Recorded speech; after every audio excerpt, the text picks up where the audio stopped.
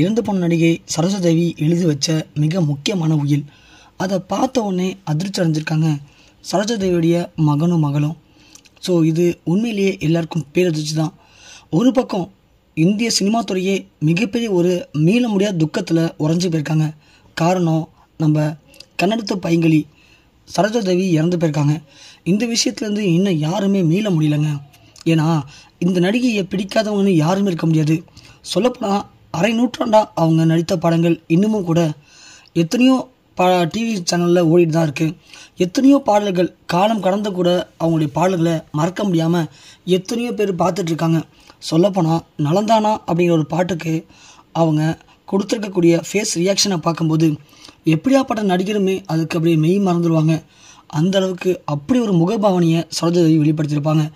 எந்த ஒரு ஃபேமிலி சப்போர்ட்டுமே இல்லாமல் சினிமா துறையில் சாதிச்சு காட்டும் நடிகையில் இவங்க தான் முக்கியமான நடிகை. அப்படியாப்பட்ட சரோஜாதேவி கடந்த ஒரு சில தினங்களாகவே உடல்நிலை இல்லாமல் தான் இருந்திருக்காங்க. சொல்லப்போனால் வயசு அவங்களுக்கு 87 ஆகுது. இருந்துமே 87 வயசில் கூட இந்த அளவுக்கு ஆக்டிவாக யாராலையும் இருக்க முடியுமாங்கிறது டவுட்டு தாங்க.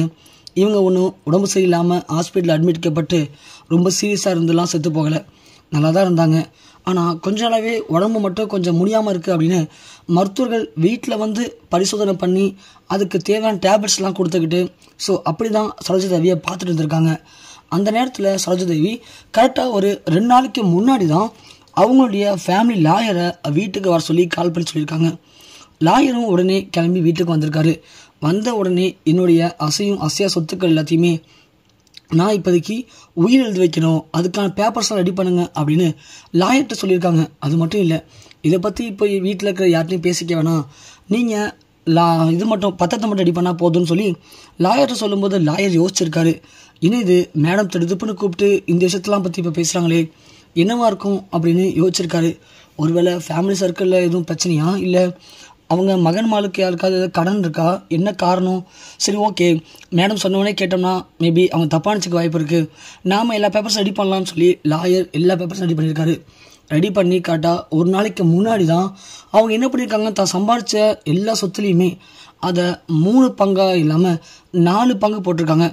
4 பங்கில் எல்லாருக்கும் பார்த்தோம்னா அவங்களுடைய மகன் மகள் ஸோ எல்லாருக்கும் 20% 3 பங்காக ஒதுக்கிட்டாங்க. 60% போக மீதி தனக்கு இருக்கிற சொத்து 40% அவங்க ஏற்கனவே சின்ன சின்ன அறக்கட்டளை நடத்தி வந்துட்டு இருக்காங்களாம். அந்த அறக்கட்டளையில் வளரக்கூடிய ஏழை எளிய குழந்தைகள் படிப்பு செலவுக்கும் அவங்களுடைய ஃப்யூச்சர், அதாவது நான் திடீர்னு இல்லாமல் போயிட்டாலும் அந்த அறக்கட்டளை தொடர்ந்து இயங்கிக்கிட்டே இருக்கணும் அப்படின்னு அந்த 40% ஷேரை அந்த அறக்கட்டளை பேரில் எழுதி வச்சுருக்காங்க சரோஜாதேவி. இந்த விஷயம் யாருக்குமே தெரியல. ஸோ எழுதி வச்ச இன்னைக்கு தான் அவங்க திடீர்னு மரணமும் அடைஞ்சிருக்காங்க. தான் மரணிக்க போகிறோன்னு தெரிஞ்சதுனால தான் சரோஜாதேவி 2 நாளைக்கு முன்னாடி லாயரை கூப்பிட்டு இப்படி விஷயத்த பண்ணியிருப்பாங்களா அப்படிங்கிறது எல்லாருக்கும் பேரதிர்ச்சி தான். அதுவும் லாயர் இன்னைக்கு காலையில் மேடம் இறக்கிறதுக்கு ஒரு 10 நிமிஷம் மட்டும் தான் வீட்டுக்கு வந்திருக்காரு.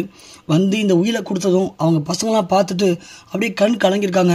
அப்போது தான் இறக்க போன முன்கூட்டியே தெரிஞ்சால்தான் அம்மா இப்படி வேலையை பார்த்துருக்காங்க அப்படின்னு எல்லாரும் அவங்க அம்மாவை கட்டி பிடிச்சி அழுத பார்க்கும்போது நமக்கே ஒரு பக்கம் ரொம்ப சோகத்தை தான் உண்டு பண்ணுது.